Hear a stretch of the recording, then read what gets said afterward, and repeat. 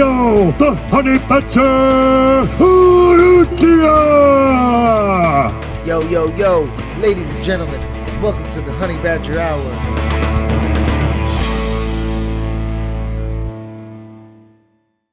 Ladies and gentlemen, welcome to the Honey Badger Hour, episode 58. And today we got a big one. We're joined by my good friend, Jordan Sullivan, the man known as the Fight Dietitian.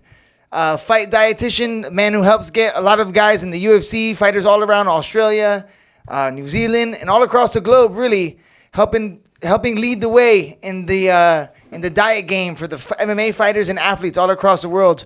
Welcome to the podcast, my man. Thanks for getting me on, Emilio. Been a while trying to organize this. I'm glad we finally found a time, hey? Oh, man, I really appreciate it, brother. And, you're in, like, the future right now, so it's pretty crazy. We're talking to you right now 15 hours ahead of in the 15 hours I think you are right now. It's, you're in the future. Yeah, Wednesday midday. It's always a fun convo chatting to you guys in the US. Makes it a little bit more difficult because we've got a narrow window to chat, but we managed to figure it out. Yes, that's true because like right now it's mid-afternoon for you. I was just finished training and teaching, and then I try to run home and get a shower in, but we're rocking and rolling now, baby. We're doing it. Hey, so how's it going, my brother? 2022 has been a big year for you, man. Tell us what you've been up to. I know you've been having a lot going on. Yeah, it's been a really big year. I guess for TFD as a company, it's been massive. In terms of overseas tours with the athletes, we've done the most we've ever done this year, which was about 7 overseas tours, which is quite a lot. And then just on the ground stuff with our local guys here in Australia and then over in New Zealand, we've got more clients now that we're working with than we ever had before. So I guess, yeah, on the books, everything's going really well. But as you know, when you go away on these tours, there's a lot that goes on, and it's quite stressful, and it's a lot of work. But yeah, it's a crazy busy year. We got one more event to finish off 22, and then we're taking a break for Christmas. Wow. So when I saw you in Jacksonville, that was in April, I believe, right? You remember what UFC that was? That was I can't remember what the number was, but Volk versus Korean Zombie. You only had one athlete on that card. Did you have a few athletes on that card as well? No, we just had Volk, so 100% attention on Volk. Those athletes, those fight weeks are pretty good. I really like those ones when it's just the one athlete, right? Because you can put 100% of your time and effort and attention in there and really go above and beyond. It gets a bit more complicated when you have those fight weeks where you've got multiple athletes you're looking after. Yeah, that's what I was gonna say. It must be a great pleasure when you know you got one or two guys on schedule, especially with a guy like Volk. When you got the pound for pound king on your hands, there's probably all you got to do is just plug in the numbers for him, and he's gonna get it done for you, huh?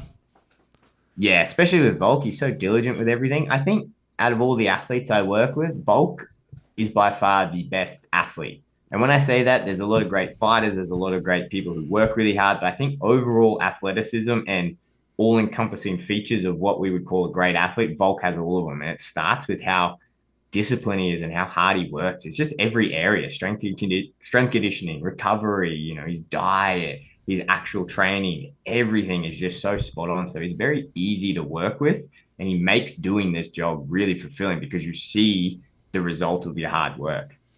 I bet, man. I bet it's got to be a pleasure, and he sets the pace for all his other teammates too. So anybody that you get from the Volk circle is gonna have that same diligence. So it probably makes your job a lot easier, man.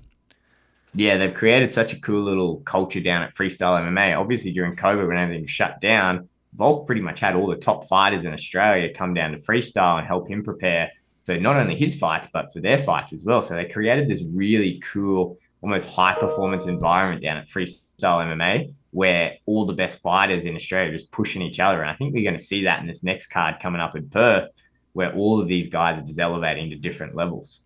I just saw that. You saw they're making moves for Perth already. You saw that Kai got announced. I just saw Kai got announced. Anybody else? Did we know? I didn't maybe went over me that already got announced. I'm sure. How about James Malarkey? Sure. He'll probably be on that card, I reckon. Malarkey is in talks. From what I know, I don't know if I meant to say it, but he's in talks and waiting for an opponent. I think every UFC fighter in Australia and New Zealand are gunning to get that card. Like Dan Hooker is trying to get another fight back on. Jack Della just had that awesome fight on the weekend, and Perth's his hometown, so he should definitely get back on that. I know Tyson Pedro's gunning for that one. I'm pretty sure he's already announced. Kai just got announced. And yeah, obviously Volk's headlining. So massive, massive card for us down under. That's going to be big, and it's going to be hometown ground for you, huh? You won't have to travel too far. Yeah, just a 5 hour flight across Perth, which it seems like a big one for when you're on the east coast of Australia, but really good. And it's cool because I can bring the whole team over like we used to back in the day when we did these fight weeks. We'd have a team of 8 people, we'd have a chef, we'd have a couple runners. I get my physio down there to work on the guys. We have all these people down there, and it's just a bit hard doing that, taking them all overseas. And then when you had the COVID restrictions, it was near on impossible. So I'm really excited for this one coming up in Perth because yeah, you get the guys on weight and feed them, but you make it a way cooler experience for them. We get all our sponsors on board and all our associates to throw in stuff for the guys. You just make it a really cool experience for the fighters. Yeah, that's going to be a big one. Oh my gosh, coming up soon, bro. Just around the corner. The boys are going to be training hard throughout the holidays.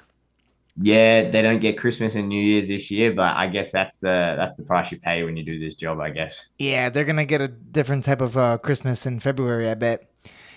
So how did you get into working with the fighters and doing the diets and everything like this, like becoming the fight dietitian that you are now, man? I'm sure you weren't always like this, right? You had to start grassroots somewhere.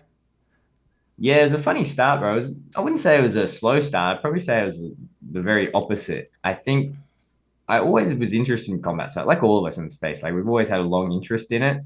Obviously, when I finished university to be a dietitian, it's not like you could go to like the job search on Google and type in UFC dietitian or combat sports dietitian. It just wasn't a thing back then. And I didn't really realize it was a possibility to do as a job until I moved to North America away from Australia. And I went into North America. I was living in Canada and I was training and traveling around here. And I just saw how big MMA actually is in North America. Don't get me wrong, like the UFC and everything was around back then. And we had a few fighters in the UFC. This is back in like 2015. It was pretty popular, but nowhere near as big as what it was in North America. And once I saw that and I was training with gyms and I just finished my master's degree, so I had all the qualifications to practice. And so I kind of put these two things together. I was training, I was competing, I was talking to my teammates about dieting and cutting weight, doing it myself and everything. And then on top of that, I was seeing, oh man, people over here really get into the UFC, right? Like every bar is packed on a Saturday. You walk downtown Toronto and everyone's talking about it. Every pub's got it advertised. I was like, that's very strange. Like, I wonder if that's actually a thing you could do. And I connected with a few people, like Ian Larios that's out in Bali, and connected with guys like Tyler Minton and saw that they were working with athletes at the time, and then was able to do a bit of shadowing with them and saw, what, this is actually something you can legitimately do as a job. And there was a few things that I saw and I had from my own experience studying and more the clinical science and the performance nutrition background. And I thought, hey, I reckon I could add a bit of value to these guys back home in Australia that doesn't already exist in the American scene. So when I finished, taking my couple gap years in Canada and went back to Australia to do my big boy job, I had this idea already of, what, I want to work with fighters. I didn't really know that TFD was going to come of that, but eventually over the next probably 12 months, it just organically came when I started taking on fighters in the sports clinic and then started going around to more gyms, talking to more people. And then I thought, man, you know what? This could actually be something and I could maybe make a career out of this. And then, fast forward, I think it was 18 months from when we started. I think we ended up having something crazy, like a couple hundred fighters on. And then we ended up looking after, I think we had 2 of the champions in the region at the time. So it was a really like 0 to 100 really fast for TFD. Wow. Hey, what a great little gap for you to fill too, because so you were going to school for dietitianing, for all this, for nutrition and stuff like this when you were doing your university and everything? Yeah, I did it all, but I was a bit more clinically focused, to be honest. I did my focus was in the clinical, and I did a lot of work on, say, oncology and palliative care, which is patients with cancer. And then I did the other half of it was in sports nutrition. And the crazy thing is that I got offered jobs when I graduated in the clinical space, but not really in the sports nutrition space. There wasn't really any jobs. That's why I wanted to go over to Canada. I thought, oh, you know what, like the hospital work can wait. I'm not really that passionate about it. I'd rather do the sports. There's not much there at the moment. I'll go over Canada and see what happens and see what it's like over there. And I ended up getting a couple jobs in the sports nutrition world. And North America compared to Australia is just crazy. Like my first job was in a Canadian college, like one of the big universities, and just seeing the level. Now, Canada's a lot smaller than the US, but that North American culture of college sports and everything, that blew my mind. it blew my mind. These guys going to stadiums like midweek during the weekends, and then these huge productions, and there's how many students got behind them. But then how serious those college athletes were, and I was like, wow, we just don't have this in Australia. So I'm so grateful that I got that exposure to that in North America, because it really made me develop my passion for sports nutrition. And I guess it kind of gave me this more grandiose vision of, wow, like sports nutrition can be this really big and exciting and cool thing. And we probably didn't see a lot of that in, working with football teams and whatever back in Australia, because it's not in our culture like it is in North America. So when I came back to Australia, I kind of had that mentality of, oh, I want that. I really like that, like really big, grandiose atmosphere that comes with all these North American sports and everything. And the UFC was a really, really good arena for me to be able to get exposed to that again. Like you go to these UFC fights and it's that huge, cool arena. Like you've been to a bunch now, Emilio, and like the weigh-ins are a big thing. The guys go to these stadiums and everyone's cheering, and it's so awesome. And I think it's an atmosphere we don't really get with too many other sports in Australia. No, that's true. Yeah, but now with the UFC bringing it, it's great that you guys are getting like that mainstream look of and feel. Like, and now, bro, you guys have a lot of the top fighters are now coming from Australia and from the Anzac region, right? So, I always say, like, with the Australian work ethic that you guys have and anything you do, you always like make up for lost time quickly because you have that like hard nose. Things like that blue collar Australian work ethic. Like, man, you got it. All the guys got it. All you guys have it like that same, that grit, I think that's one of the reasons why Australia got really good at wrestling and martial arts so fast, right? I mean, you guys went from not really having any wrestling or national sports to two UFC, three, in Australia, 2 UFC champions already, in a short period of time. Yeah, man. I think it's that whole underdog mentality, right? And I think a lot of people have that, and we grow up with it in the sport that we play, and then you kind of just transfer that into whether it's your work, business, or other sporting goals that you have. And like you see that with Volk, right? Like he's been the UFC champion. He almost goes into every fight with that underdog mentality. And you see the performances he puts out. Like, look what he did to Max. Max is one of the best fighters of all time. Even Korean Zombie. Korean Zombie is one of the best fighters in the featherweight division, and look what Alex did to him. And so, yeah, it's just, you're right. There's just that mentality, and I'm really, really grateful that I get to be around it. Yeah, it's great. And like, it was a good time because MMA was so booming when you had so many good athletes that you can start to work with. Do you remember who your first athlete was working with? Like the first guy that you did with the weight cut or whatnot and got his diet plan? Yeah, the first UFC guy that was kind of my big break was Ben Nguyen that trained. Oh yeah, Ben. Okay, I know Ben, bro. A good friend of mine, man. Yeah. A good friend, but he is my homie, bro. That's what's up. He trained in Brizzy. Were you in Brizzy? Did you went down to Brisbane? Yeah, so I'm based in Brisbane. So we connected then, and then it was a bit funny because you're right. You're 100% right. I think with anything, when people have success in any area of their life, yeah, there is a lot of hard work. There is a lot of dedication, but you have to be honest about that. It needs to be a good degree of luck or a good stroke of good luck. And I think my good stroke of good luck was exactly what you said. There was this wave of fighters that were coming up, and that was like the city kickboxing wave that was coming up through. When I connected with Ben 10, we got along like a house on fire, started working together. I ended up going down to Adelaide, UFC Adelaide. I think Tai Tuivasa, I can't remember who he was fighting, but he was headlining the shows like back in 2018. I went down there with him, ended up connecting with Tyson Pedro and his coaches. So I was working with Tyson and Ben for that fight week. And then during that fight week, Kai was making his UFC debut as well. And then Kai, who had another nutritionist at the time, something happened with the opponent, and Kai was meant to fight another guy, but the opponent dropped out. And then the replacement was really good friends with Kai's nutritionist at the time. And obviously that's a pretty big conflict of interest where we're from. Like, I think in the American culture, it probably goes, who cares? Like, we're all going for the same goal. Where we're from in Australia, New Zealand, you don't do that. You kind of pick a side and then you stick with that side. So Kai was like, nah, you go with him and I'll sort something out. And he knew I was there, so he hit me up. And then so I helped Kai with that fight week and then that weight cut. And then we ended up getting on like a house on fire. Me and Kai are just really good friends now. We've worked together every single one of his UFC fights, and kept in contact with him. And then after the fight, flew over to New Zealand, met Eugene, met all the guys, and yeah, that's kind of how it started. But it all started from that little conflict there, and that kind of started the CKB wave.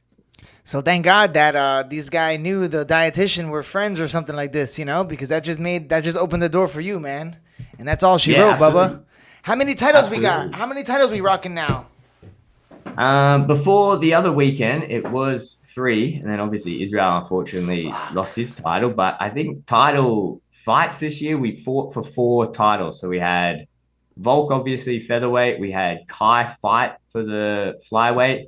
Then we had Israel at middleweight, and then Leon with the welterweight, and then all up. And then we've had obviously Israel contend at light heavy. So it's really cool. We've fought for 5 UFC titles. Yeah. Wow. So when Israel was getting ready for light heavyweight, because he's not the biggest. He's a big dude. People think he's small, right? Like he's not a small middleweight. Because I remember seeing him in person. Like, damn, you're mad big. But for the light heavyweight weight class, he's not primarily like a big middleweight. And then for the light heavyweight, he's pretty undersized. You reckon, right? Yeah, that was an interesting journey. Yeah, first and foremost, Israel is a lot bigger than what people give him credit for. I think when he entered the UFC in 2018 or whenever it was, he was a lot smaller too, and he's put in a lot of effort into his strength conditioning over the last 4 years. Like he's really developed physically, and he's quite big. And I don't think until you meet him and see how tall he is and just how thick he is, yeah, he has those long limbs, right? Like those long limbs it's deceiving. And you don't appreciate it. Then you see him and you're like, whoa, like you're a big guy. Yes, so, dog. You saw when he handcuffed Alex Pereira, you're like, that's right, bro. He was like, he was ragdolling him, dog, because he's no joke. But it's crazy compared to the other middleweights. He's smaller or something. I don't know. He cuts a fair bit of weight, to be honest. But Israel has a lot of genetic things that make cutting weight much easier for him, so we can get a lot of weight off. And so he doesn't have to be that big. And when you compare him to the other middleweights, yeah, he's probably on the smaller side of it. So when he went up to light heavyweight, he cuts quite a bit of weight for middleweight, but obviously for that fight at 205, we didn't have to move that much weight. And it's an interesting thing that fight week, that when we went into it, and Emilio, there's a whole psychological side of getting ready for that fight. And that weight cut is a huge part of it, right? Like the guys describe it as you come into your fight body. And for Israel, the guys all have their alter egos, right? And their sports psychs and their mental coaches have all created this alter ego. And Israel's alter ego is stylebender, right? And a big part of Israel becoming stylebender is going through that weight making process. And a lot of the guys have that type of mindset when it comes to making weight. So not that we restricted a lot that week, but we tried to emulate the weight cutting process as much as possible without, really cutting too much weight.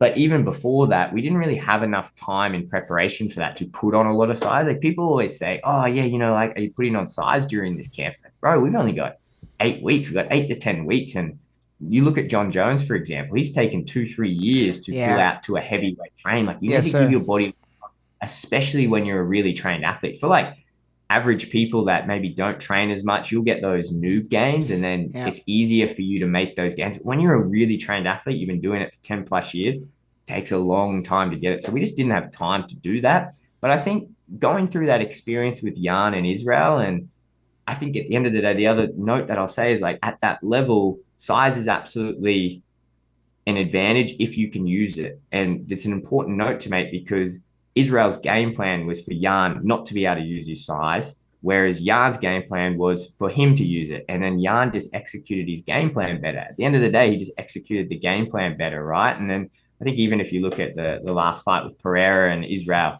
both world-class athletes, one of them just executed their game plan a little bit better. So, we didn't really try to put on too much size for that Jan fight, but in hindsight, I'm kind of happy we went through it because that's kind of influenced how we're going about this fight with Volk and Islam, where Volk's going up a weight class. And we, the whole coaching staff got together and we had a chat and, maybe we don't need to do the whole John Jones and get crazy big and go powerlifting for 2 years, but we've got a bit more time. We had about 14 weeks at the time. We knew the fight was coming. So, you know what? We can spend a pre-camp period of 6 to 8 weeks where we can do something meaningful, not so much putting on heaps of size, but adjusting how we go about your strength-based training going into the Islam fight. So when we get into camp, we're not being so reductive and we're not cutting back, and you can maintain some of that, for lack of a better term, functional strength as you go through that camp and into that fight.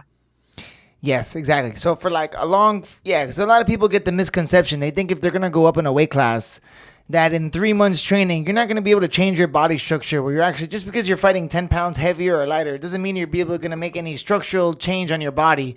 I mean, you're talking about years of like probably deadlifting and benching to put the actual strength difference of moving that body weight, I reckon. So For sure, man. And right? you got to think about the type of training as well, right? Like you think of what John Jones has been doing. He's been doing, like you just said, those powerlifting movements, a lot of deads, a lot of chest press, like a lot of squats, those powerlifting, bodybuilding type exercises. It's very hard if you're doing a normal MMA training routine, which is really calorically high expenditure. It's really hard to put on that muscle because it's really hard to consume as much calories and then do the type of training, right? So you add that on top of the fact, hey, we've only got 2-3 months here. How much muscle are you actually going to put on in that time? Yeah, it's gonna be a little bit different, I reckon. So with Volk now, 10 pounds, it's not too much, but he's still gonna have to make a significant weight cut, right? So it's gonna be a little bit different. But Yeah, like we're still going to have to cut weight for Volk. I think people might think he's just going to walk in on the scale. That's not the case. The way we planned it out is he'll still be doing his normal fight week. And I don't know if I should be saying this out publicly, but Volk in the featherweight division does one of the biggest weight cuts, and he's one of the heaviest guys. Again, he has a lot of genetic capabilities to be able to do that and recover and obviously be very, very world class. I wouldn't recommend other featherweights listening to this and do the same numbers Volk does because you're not Volk. And there's a reason that Volk's gone through the cracks and been the best in the world. But in saying that, he's a big featherweight. So when we're going to lightweight and then we're not reducing his weight down, he's still going to be coming into the fight week and sitting around at camp the same weight as what these other lightweight guys are. The thing that you need to remember about Volk, though, is that dude used to be a 220-pound rugby player, and he was huge. And the crazy thing about Volk, and if you've never met him in person, you might not appreciate this. He's one of those dudes when he came down in size and he stripped that fat off his body and came down in weight. Obviously, you're not going to keep all of that muscle, but he kept a lot of it. And in that muscle, he kept a lot of that explosiveness and that strength. And that's why you see Volk manhandling. And you would know, Emilio, once you grapple with Volk, once he gets handed on you, he gets those grips, he is so, so, so strong. So I'm super excited for this because during this camp, whereas usually we would have to reduce to come down to featherweight and get into that zone where we can make the weight cut. For this one, we get to maintain that strength and that weight throughout the camp, and then we do our weight cut. So it's like, that's scary. That's scary that we've got Super Saiyan Volk brewing in the time chamber, and I'm just can't wait to let him loose. oh my God, I never thought about that. So listen, I know the fight dietitian, no matter what you say, no matter how properly you do it, weight cutting takes an effect on your body. No athlete after those big weight cuts, and like you were saying, Volk being a little bit heavier he's a heavy featherweight. People always talk crap that he's so small, but it's like he's still one of the bigger heavyweights in the class. But his ability to maintain it is, oh my gosh. Yeah, so the fighters get everybody takes a little bit from the weight cut, but him coming in at 55, he's probably going to be able to, maintain that same, he might not even have to go to those like dark places you might have to go when you cut weight for the featherweight, reckon. Yeah, exactly right, bro. And this is my job, right? Like you said, we appreciate that a weight cut is going to have an effect on that athlete. My job is to minimize that effect that by the time they go into the cage. And you see with Volk, and we've worked this out for years, like to the absolute specific nuance, like every little nuance you could think of, we've worked it out for him at featherweight. So now when it comes to him being at lightweight, we have the advantage of, we've still got to go down and make that weight, but we can just reduce that even more. And then we're facing a guy in Islam that I know for a fact, he cuts a lot of weight. He cuts a lot of weight, right? And so I know, bro, those guys are not, man. I don't know what kind of dietitians they got or they're working with, but I'm pretty sure they're doing it the old school way. And I don't even want to talk about it. Let them do what they do. But I think it's good for us the way they do their thing, you know? Yeah, exactly right. Like I've publicly put on my YouTube, like I was gonna say, let them do it, dog. Don't out them yet. Don't out them yet. We'll out them later, dog. You know what I'm saying? Yeah. I don't think we're gonna change their ways, but and that's just one component. Like, don't get me wrong, better than anyone, Emilio. Like performance in fighting is a crazy complex components, and weight cutting is just one of them. It's just one of them, but it's one thing we have thought about. And it's one thing, you know what? I think we can get the leg up here and get one more little advantage to that crazy wheel of performance in our favor. And then make sure fight night, at least when Volk's going in there, we've at least stacked as many of the chips we physically can before he goes in there on our side. No, and he's definitely doing that. Exactly. Like, let's say these guys go in and they come in physical strength, even, cardio, even, striking, even, wrestling, even. When it comes to those 1%ers down to those point twos, I think that's where we're gonna see these. That's where we're seeing that's already where we're seeing the gains in those point twos, those point threes when Volk is just on the rehydration. I was gonna say, man, what do you think a lot of these athletes that are not rehydrating perfectly, what level, like how much are they recovering compared to, like, I wonder what's their recovery rate like when they're not drinking the water and eating the meals every 2 hours? Like, what do most guys, like, a common misconception with cutting weight, they make weight for the fight, they step on the scale, and then they go to Olive Garden, have some bread and pasta and drink a bunch of water, right? Yeah, exactly, man. It might even be marginal gains, but like you said, at this level, those 0.1%ers could be the difference between you holding the new belt and the new weight division and not holding it. So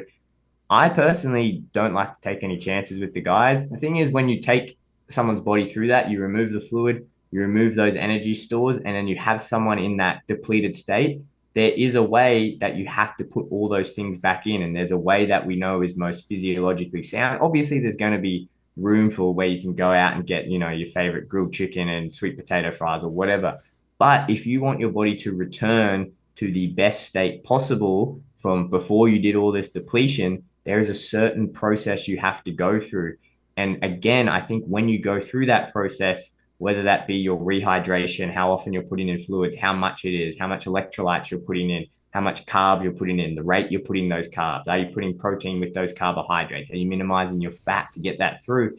You're collecting little 1%ers along the way. So you see a lot of fighters and they might get their rehydration right and they might do the first meal, but then they go, I feel pretty good, because they go back to that weight, but then they just don't collect the other 1%ers. They don't go and collect another $200. They just go, I feel pretty good here. And they might be missing out. And the thing with Volk is that we don't do that. Like, we do it right up until he goes in the cage. We need to be on top of that. And again, like you said, Emilio, it's those little 1%ers. And it's why he's pound for pound best in the world, because not only does he do it for when he's rehydrating and reloading for the fight, he does it every little step of preparation in that fight camp. And even when he's out of fight camp, he's always looking for those little 1%ers. Yeah, and anybody I've been telling everybody, man, all my friends, anybody that is not working with a dietitian, I'm just like, yo, you're crazy, because I seen the way that you guys got these down on their schedule. It's like a machine. It's like a well-oiled machine. I've had the pleasure to see it a few times now. The first time I saw you guys at work was in Auckland, New Zealand for Dan Hooker Fedler main event. And I don't know how many athletes, you had a bunch of fighters on that card, but that's when you said you were able to bring your whole team and you were able to, like, assign guys, right?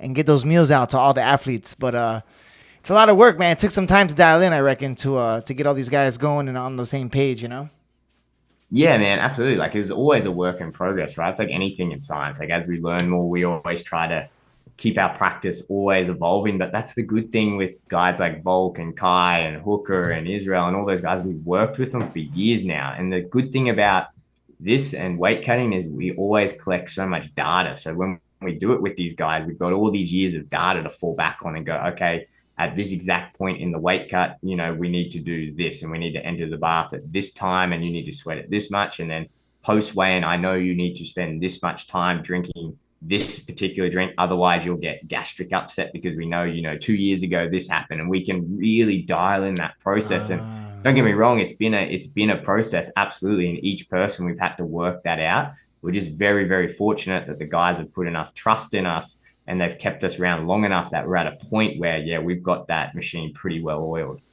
Oh, wow. Hey, and when you have different athletes, different body frames, do you have to factor in how long it's going to take certain guys to cut the weight? Like, does it, because sometimes the water load doesn't really matter too much, right? Like, if you have like a Volk, it's kind of crazy. He's kind of made for fighting, right? It's wild, bro. I've seen this guy will lose 5 pounds in an hour sauna session, like on the dot on supposed to. But I think maybe some people are a little bit leaner, right? Like the guys a little bit are heavier weight classes. You have to factor in some of the time that most guys will take to get the weight off. Yeah, well, everyone has an individual sweat rate, and everyone responds to different levels of heat exposure differently, and their sweat rate will change depending on how dehydrated they are. And these are things that you'll probably never read about in a textbook. And even when to look out for them, you don't really know until you go do it with the athlete. So this is why it's so valuable that we collect all this data on them. So for Volk, for example, when we're doing that actual weight cut process, I know down to the minute how much he should be sweating, how much he should be losing. And I know if we go with method A over method B, that'll be more favorable because, for example, I know at the end of round 1 to reheat his body back up, I know we have to get into a bath as opposed to a portable sauna because I know his body responds better and heats up better to that. And we spend X amount of minutes in there before we go back and wrap up for X amount of minutes. And if we nail that timing for all of those, for Volk's body, his sweat rate, how we've prepared it, how much salt he loses and everything else, I know he's going to lose X amount of kilos in that round. And then I know, okay, we need to do our final round. It's going to be this amount of time. We're going to do it this way and we're going to lose this much. And we can kind of get it bang on every single time. Like you said, that's very different for everyone. The way you do that with Dan Hooker is very different to how you do it with Volkanovski, how you do it with Kai Kara France. This is where when you're managing multiple athletes, it can get complicated because you're running all these numbers through your head. You know, okay, Dan's sweating this much over here. Kai's sweating this much over here. We've got Angry Brad in the bath sweating this much over here. And then on top of it, you've got the psychological side of everything. Kai doesn't necessarily love having people around. Angry Brad, don't even talk to him. Dan loves having people and feeding off that energy. You know, these two guys like listening to slow relaxation music. Dan wants to blast Biggie Smalls. And then you're like, okay, how do I coordinate the psychological side of it when we're all in the same room and to keep these guys ticking over? So yeah, it might just look like we're kicking them in a bath and saying, hey, buddy, sweat it out and come to me when you're on weight, but there's a bit more to it. No, I've seen it when you have these guys. Yeah, you got the water temperature down to its feet. You know, you got their heart rate going. So you kind of more or less know when they're in the temperature, like how much water. So you know if Volk's in a certain amount of degrees, okay, he's good for 3 pounds for this 10 minutes or whatnot.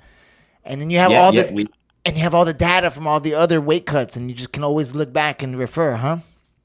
Yeah, and the more data you get, the better you get at predicting and estimating what's going to happen in the future, because that's the thing, right? We want to make this entire process as least stressful on their body. Like you said, everyone's going to take a hit from cutting weight and then coming back up. So our job is to minimize that.